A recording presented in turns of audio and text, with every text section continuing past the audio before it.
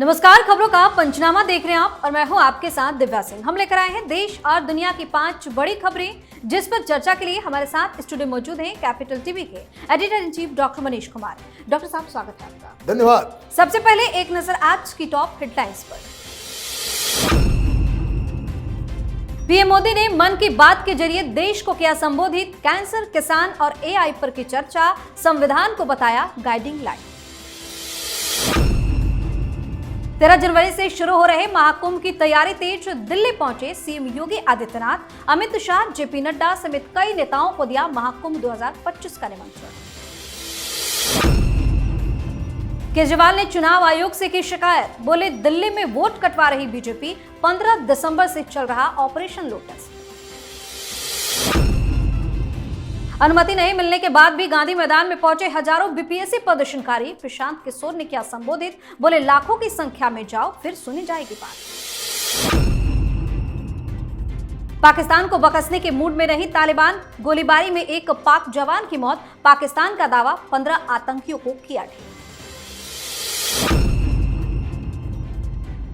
सबसे पहली खबर में बात पीएम मोदी की। प्रधानमंत्री नरेंद्र मोदी ने इस साल की आखिरी मन की बात की। इस दौरान पीएम मोदी ने संविधान को देश का पथ प्रदर्शक बताया। उन्होंने कहा कि 2025 में 26 जनवरी को हमारे संविधान को लागू हुए 75 वर्ष होने जा रहे हैं। बहुत गौरव की बात है, हमारे संविधान निर्माताओं ने हमें जो संविधान सौंपा वो समय की हर कसौटी पर खरा उतरा है।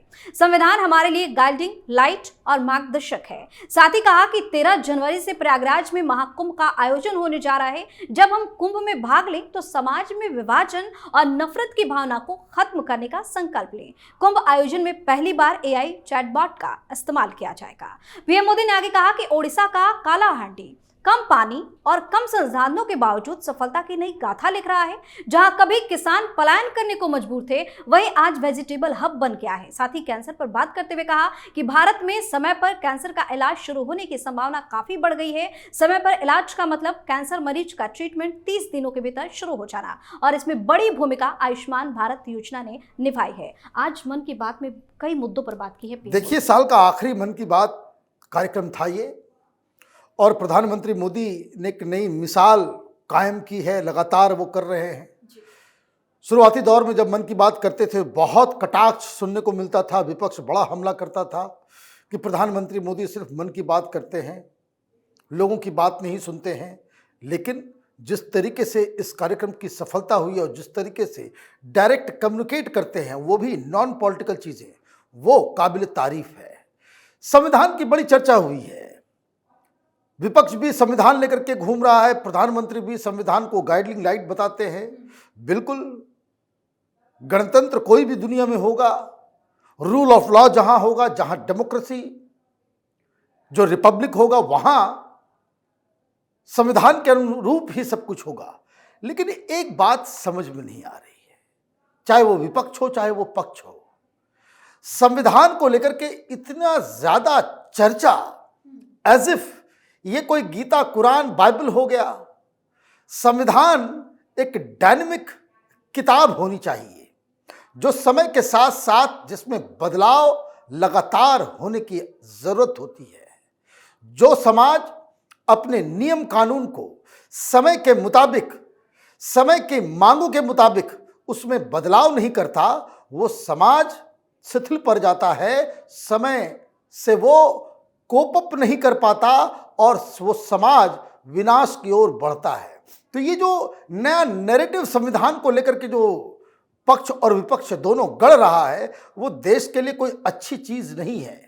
संविधान तो समय के अनुरूप वो लागू होते रहना चाहिए। जी, वहीं मुख्यमंत्री योगी आदित्यनाथ ने नई दिल्ली में पूर्व राष्ट्रपति रामनाथ कोविंद, भाजपा के राष्ट्रीय अध्यक्ष जेपी नड्डा, गृह मंत्री अमित शाह और मिजोरम के राज्यपाल जनरल वीके सिंह से मुलाकात की और प्रयागराज में होने जा रहे महाकुंभ 2025 के लिए उन्हें आमंत्रित किया। सीएम योगी ने समस्त महानुभावों को निमंत्रण पत्र के साथ ही महाकुंभ 2025 के लोगों वाला प्रतीक चिन्ह, कलश, महाकुंभ से जुड़ा साहित्य और 9 वर्ष का टेबल कैलेंडर और डायरी भेंट की। बता दें कि अगले साल 13 जनवरी से शुरू हो रहे महाकुंभ में बड़ी हस्तियां भी नजर आएंगी और उनको आमंत्रित करने के लिए उत्तर प्रदेश के मुख्यमंत्री योगी आदित्यनाथ ने खुद आमंत्रण की जिम्मेदारी संभाल ली है। काफी ज्यादा एक्टिव नजर आ रहे हैं। देखिए, ये महाकुंभ सिर्फ हिंदुओं के लिए ही नहीं, समस्त विश्व में ये सबसे बड़ा धार्मिक आयोजन है।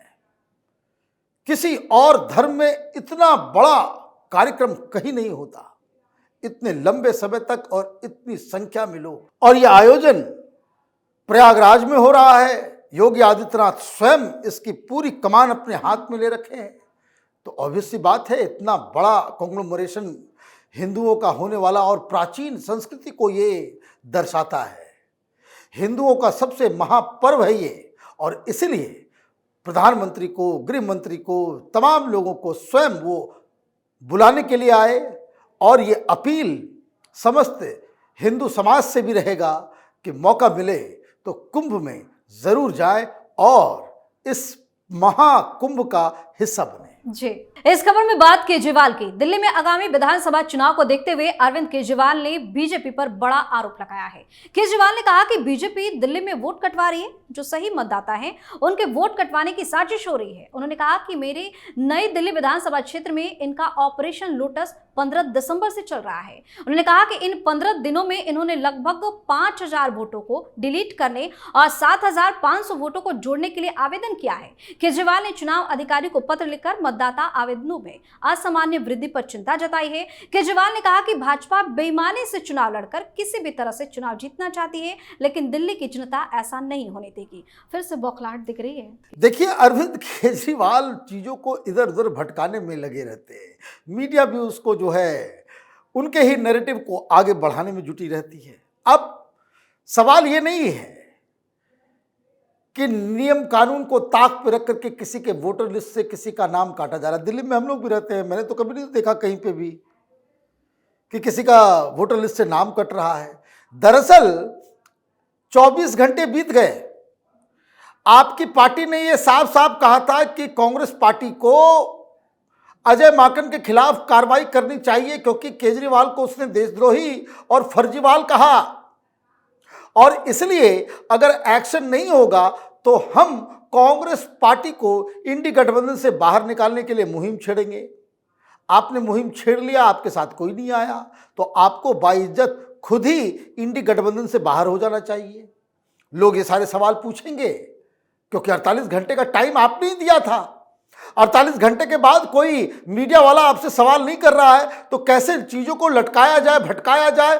तो देखो, वोटर लिस्ट से लोगों के नाम काटे जा रहे हैं। ये गए हुए थे एक जगह, किसी महिला का वोटर आई कार्ड दिखा करके कहा, देखिए नाम काट दिया गया। वहां से वो निकल गए, बाद में मीडिया वाले कैमरे लेकर के पहुंचे, वहां पूछा कि भाई आपका वोटर लिस्ट से नाम कट गया। उसने कहा कि नहीं नहीं, तो वो वोटर आई कार्ड लिया। उन्होंने आकर के मीडिया के सामने झूठ बोला।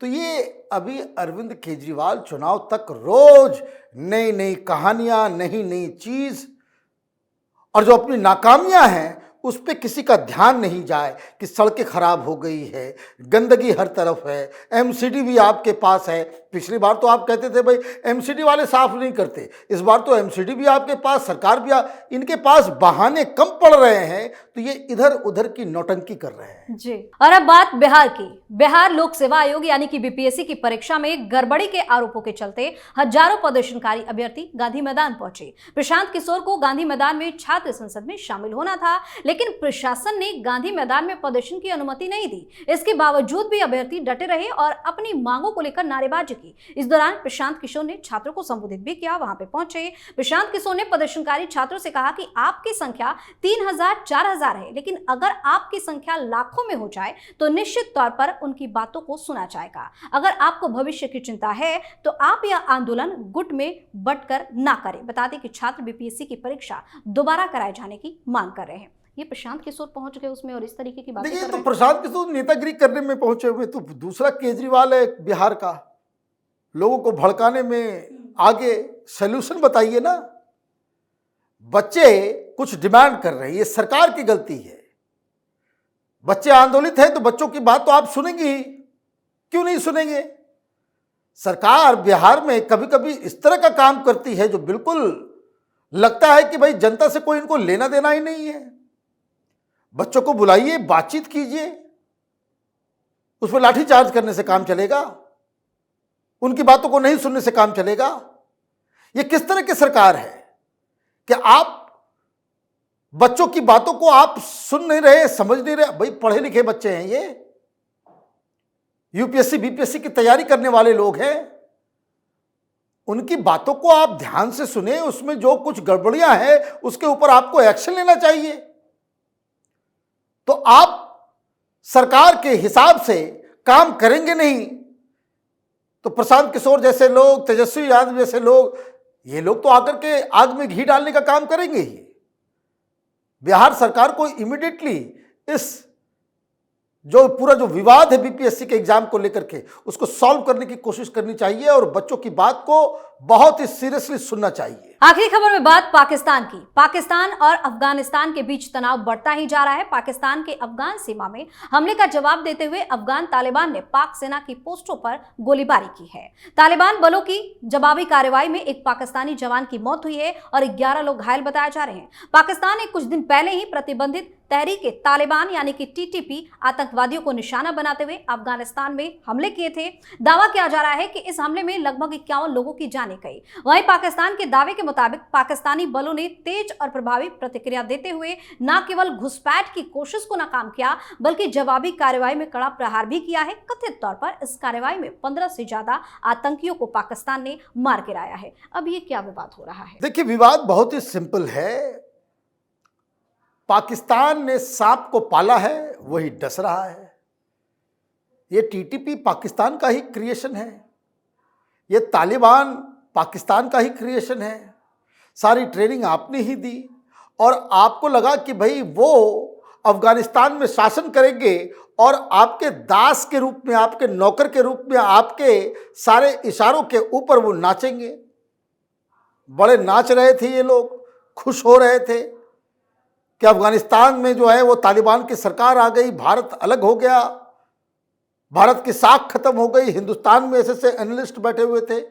अभी स्थिति ये है कि बॉर्डर के ऊपर अफगानिस्तानी तालिबानी लड़ाके वो दौड़ा रहे हैं पाकिस्तानी फौजियों को।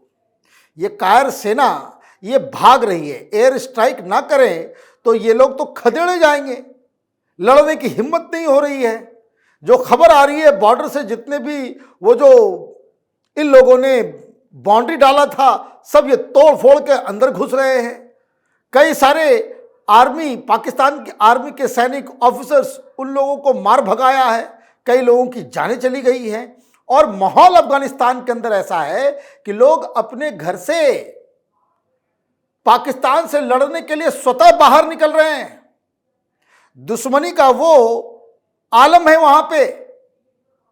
ये इस्लाम करने वाले लोगों को ये समझ में आनी चाहिए बात। देश अलग होता है, धर्म अलग होता है, ये लड़ रहे हैं। और जिस हिसाब से पाकिस्तान अफगानिस्तान बॉर्डर के ऊपर 3 इलाकों में जंग की शुरुआत हो रही है, कोई बहुत बड़ी खबर आ जाए तो आप इसमें आश्चर्य नहीं कीजिएगा कि अफगानिस्तान और पाकिस्तान के बीच में युद्ध शुरू हो गया है। बहुत बहुत धन्यवाद सर तमाम जानकारी के लिए। धन्यवाद। खबरों का पंचनामा में आज के लिए इतना ही। देश और विदेश की बाकी खबरों और उनके सटीक एनालिसिस के लिए देखते रहिए कैपिटल टीवी। हमें लाइक कीजिए, शेयर कीजिए और हाँ, कैपिटल टीवी को सब्सक्राइब करना बिल्कुल ना भूलें। धन्यवाद।